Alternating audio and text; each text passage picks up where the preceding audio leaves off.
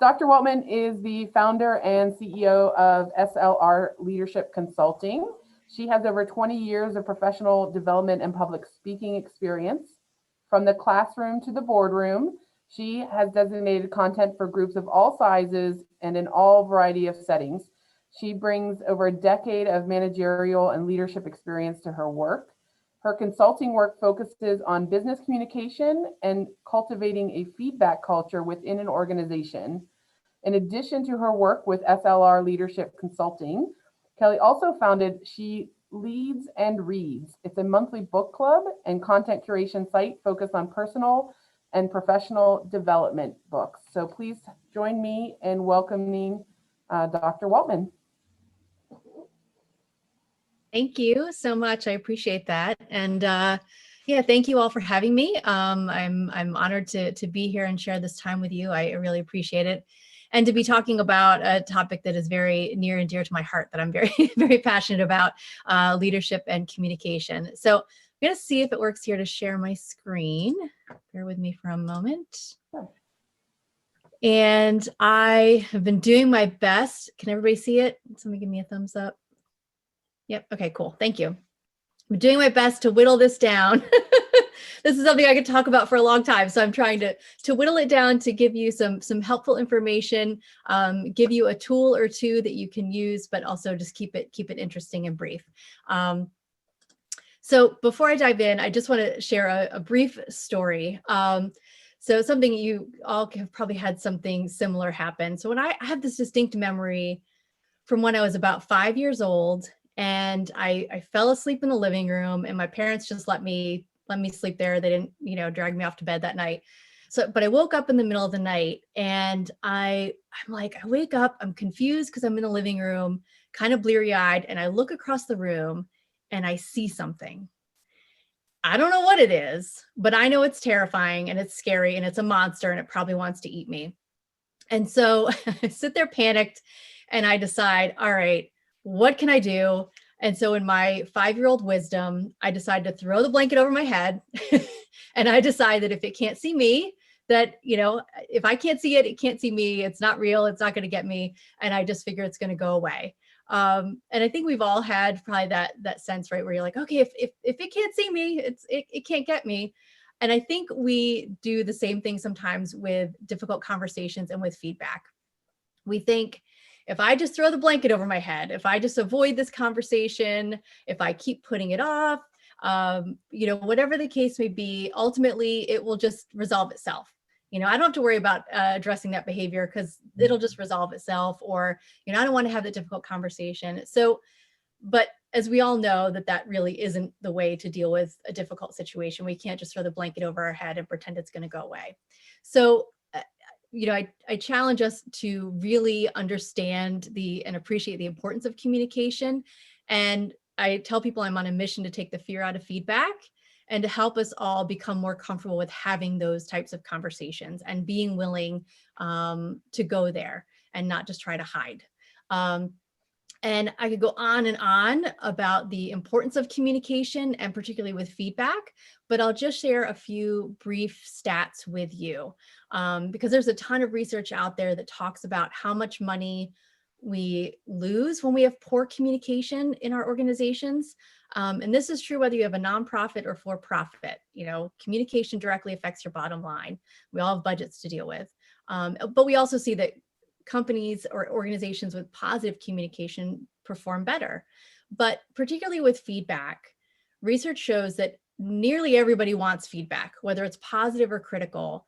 And 98% of individuals that were responding to this one survey said that they would fail to be engaged when managers give little to no feedback. That's pretty much everybody. They're just going to check out and not be engaged if they're not receiving regular feedback. However, according to the Gallup State of the American Workforce report, why is it? Sorry, I did not want that to go back. Okay. According to the Gallup State of the American Workforce report, only 23% are receiving meaningful feedback, and only 21% agree that they're being supervised in a way that motivates them to do outstanding work. So even though everybody wants feedback, it's clearly not happening the way it should and as often as it should. And a big reason is that we fear feedback. We fear, especially critical feedback. We fear giving it and we fear receiving it. And again, we could talk for a while about this, but I just want to share that part of why we fear feedback stems from back with our ancestors. Our survival literally depended upon our standing within our tribe or within our community. If we didn't have good standing with our people, we literally would not survive. And so this survival instinct kicks in when we, especially if we receive critical feedback, we start to panic and we think, uh-oh, our standing within this community is threatened. And so that survival instinct, that fear, kicks in. And even with giving somebody feedback, the same thing, we fear how they're going to respond. And so that kicks in. So I'm here to tell you it's normal, but we can move beyond having such a strong visceral reaction to giving and receiving feedback. And that's a lot of what I do is work with teams on cultivating that feedback culture. Because when you get to the space where you are giving and receiving feedback on a regular basis, both positive and critical, and that's just woven into, the core, the fabric of what you do and how you communicate, it's not so scary anymore. Because we know that this is how we help each other learn and grow. This is how we communicate and work together. So you coming to me and saying, I have some concerns about how this went yesterday and I'd like to talk about them. You don't panic as much if that's a regular conversation. And also, you're then solving that issue of people not receiving feedback regularly and being disengaged and ultimately burning out.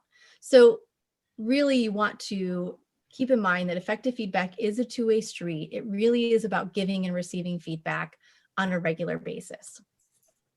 And so I want to talk about what effective feedback is, because that will help you as you start to do that, to give those, to have those conversations more frequently, to give and receive feedback. It's helpful to know what it is.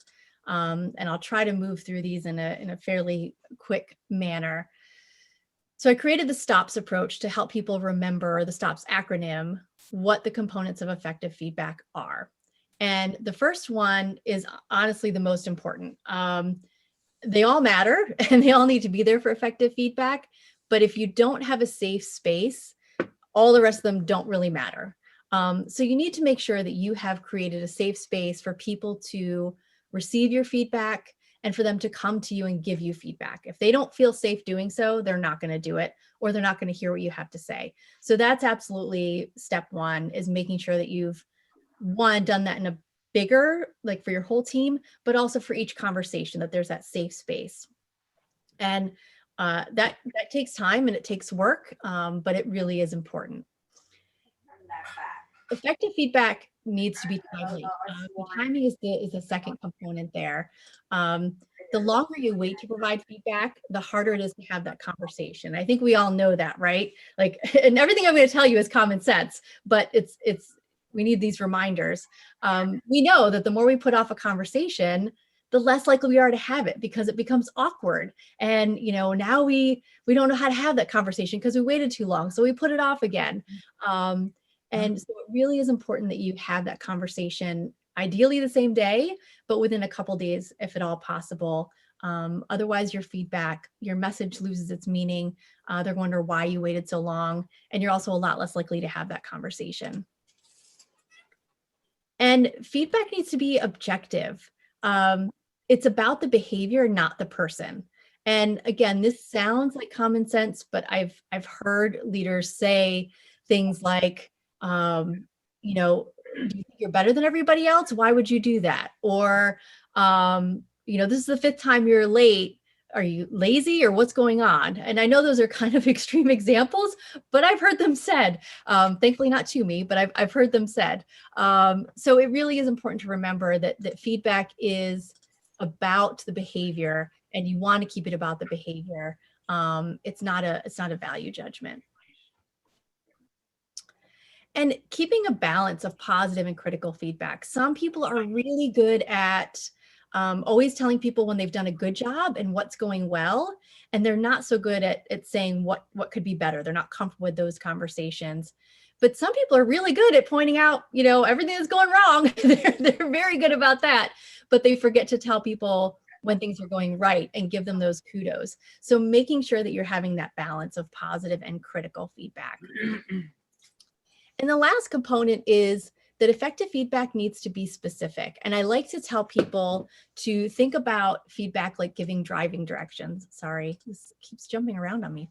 Think of it like giving driving directions. So I'm in Harrisburg, probably west for a lot of you. If I told you, go ahead, leave and go west and you'll get to my house. I mean, technically I'm not wrong, but that's not going to get you here. And the same thing if you are giving somebody feedback, whether positive or critical. If you're telling someone they did a good job, they did something right, well, you need to be specific so they can repeat it. If you're giving somebody critical feedback of what needs to improve, you can't just say, well, do better next time. Well, that's not going to help them, grow and learn. And so, finding that balance of giving them enough information to get them to the destination or to get them to the goal. And so now that you know the 5 components of effective feedback, I'm going to give you just 2 things to help you put it into practice. So the first is how to effectively receive feedback. Because this can be difficult for a lot of people, and this takes a lot of practice, but you can get more comfortable. But when it comes to receiving feedback more effectively, the first thing that I tell people to do is to resist that urge to respond immediately. Remember, our survival instinct kicks in. And so we want to give all these reasons like, oh, well, that's not what I meant, or you don't understand, or, no, that's not how it was. We feel this need to jump in and give justifications or rationalizations. It resists that urge to do that and just listen to what the person has to say. And then say, thank you. I appreciate you coming to me with feedback. I really respect what you had to say, and I'd like to take some time to process it. And then I practiced the timing earlier and I think it saved them, and now it just keeps jumping ahead on me. I'm so sorry. I swear I'm not clicking ahead. So sit there and sorry, after you tell them thank you, you really do want to then take some time and process the feedback. So sit alone, process it. Even if you don't agree with it, you may not agree with what the person said, but think about it and think, are there maybe some nuggets of truth in there? Is there something you could change, even if you don't agree with it? Could you see it from their perspective?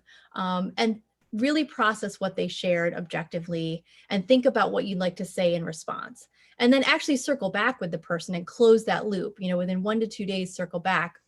But this is a really helpful way to effectively receive that feedback, not have that emotional reaction, and give you a chance to have that effective dialogue with somebody. And they're going to be more likely to come back to you again in the future.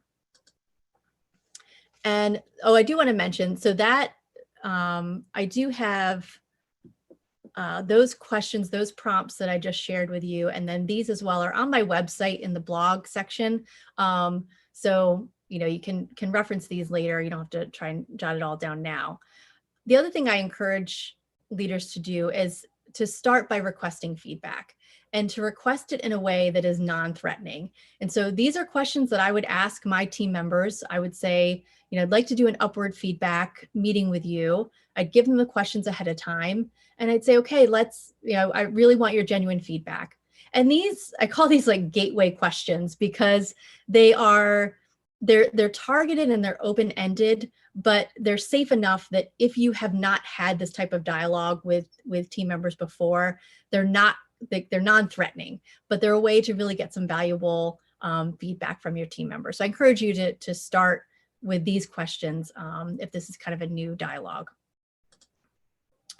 And I'll just close by saying very quickly, back to my story. So I eventually got brave enough to take the blanket off my head and look again at the big scary monster that was across the room. And once my eyes adjusted, I realized it was just my brother's like coat or sweatshirt or something thrown over the chair, and a couple other things sitting next to it. Absolutely nothing scary. I just, had built it up in my mind.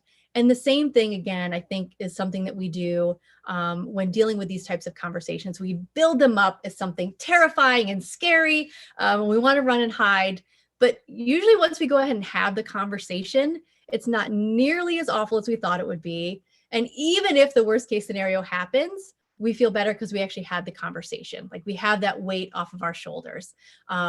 So, that's the same is true, from my story, the same applies to the big scary monster of feedback. So again, kept it very high level. And I know I talked like 60 miles per hour. If you want more information, you can find me on all things social at Dr. Kelly Waltman, and on YouTube. And actually I did a YouTube live with Dennis. So that was a lot of fun. You can check that interview out. But yeah, a lot of these resources are available on my website, social, and on YouTube. So I encourage you to check that out. Thank you.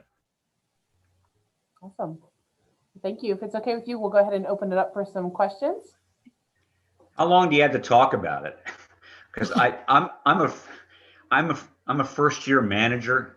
I guess it's been about a year or so. I actually work in Harrisburg. I hope you could come to our office, and if you clean up train wrecks, I'd really like to have you in. Now, that's a little bit dry, but I can see these issues. I'm going right to your Facebook page and everything as soon as we're done, because some of these things I deal with every day, like having to tell somebody no, having to tell somebody yes also, which is sometimes just as hard, and just making yourself accessible to people so that they can come to you with anything in a safe space. So I really appreciate you talking to our club. Absolutely. Yeah. And feel free to, Scott, to send me an email, and we can, schedule a time to chat. I'm happy to do that. Okay, thanks. So, Kelly, this feedback's really a two-way street. So you talked a little bit about giving and you talked about receiving, but if both parties don't understand, their responsibility in the feedback, it's very difficult. So I think it's why you talk with, let's say a manager about how to give. Millennials, they say, and I think they do want feedback, and the old kind of hierarchical, traditional, workplace supervision model isn't going to work. It's not going to be just do it this way because I said to do it this way, which is what, when I entered, that's the workforce, that's what it was. Your boss told you to do it, you did it.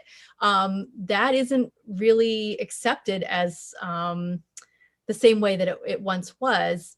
And so they want feedback. They want to understand the why. They want to understand the bigger picture, how what they're doing fits into that bigger picture. But the flip side, and I've seen this a lot so the other thing that wasn't mentioned in my bio is I've taught in higher ed for the last better part of 15 years.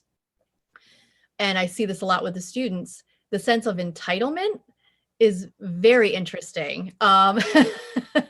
So it is like this, like I said, kind of this double-edged sword where they're wanting that enhanced relationship with their supervisor and that connection and that communication. But there is also, for some, not everybody, but some, the sense of entitlement. So it does become very interesting in that multi-generational workforce. And we have right now the greatest number of generations working at the same time than we've ever had. And so it does make for a very interesting dynamic. And I think even more so why these types of conversations are so important. Thank you. Yeah. Kelly, I got a question. When I coached girls lacrosse, and they sent me to a coaching school and I learned from this school of thought called the Positive Coaching Alliance. And it's the same thing as Joe Ehrman, who used to be with the Baltimore Colts, who I'm sure Scott is old enough to remember him. The Inside Out Coaching was the book that he wrote. And the logic there is that you got to give more positive feedback before a constructive feedback to give the communicator credibility, so you're just not a nitpicker. Mm-hmm. And also make the receiver open to it. I just want your comment on that, because it was something that was taught to me, which was totally contrary to what I grew up with. Yeah, that's a great point. And you know, I've worked in the juvenile justice field for a handful of years, and the philosophy was, well, there was a politically incorrect term that was 4 pats for every 1 whack. That's really bad. Don't repeat that. But the idea of like 4 compliments for, you know, Are you and the Navy version of it, or are we in mixed company here? what's that? Want me to tell you the Navy version of that, or are we in mixed company here? What's the Navy version? I actually don't want to get negative emails, so I'll pass on Okay, all right. So, but yeah, I mean, in working with kids, they say, you know, 4 positives for every 1 negative. In the work that I do, I don't necessarily, I tell people there, yes, you should be giving more positive than critical feedback. Because yeah, you don't want to be micromanaging, you don't want to be nitpicking. So you want to have more positive than critical, but I don't say like do a specific ratio. And I don't know how we are on time, but one thing that is very controversial that I tell people is not to stress about making a feedback sandwich. So the whole positive, critical, or negative, and then positive, that not that you should never talk about strengths and concerns in the same conversation. You absolutely can and should.